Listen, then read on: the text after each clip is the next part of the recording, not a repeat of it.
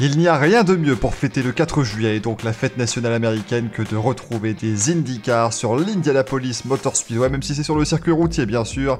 Salut à tous, c'est Michael et voici le résumé de la deuxième manche de la saison 2020 d'IndyCar, le Grand Prix d'Indianapolis.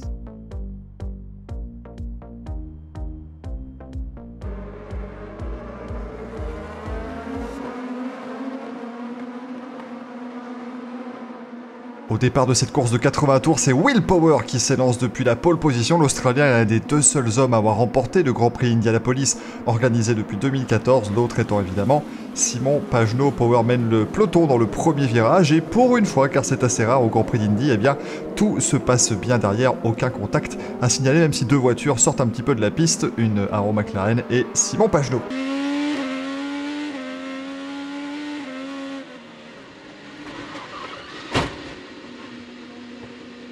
36e tour de course, le rookie Oliver Askew perd le contrôle dans le dernier virage. C'est la première neutralisation qui va véritablement décider de l'avenir de cette course.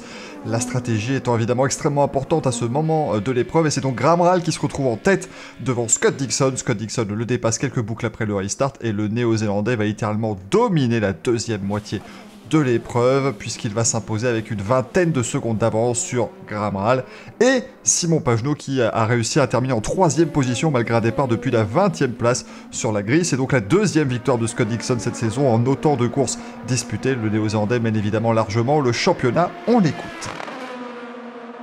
C'est vraiment super de revenir en piste à l'Indianapolis Motor Speedway. Nous avons eu tellement de deuxième place ici sur le circuit routier, c'était chouette.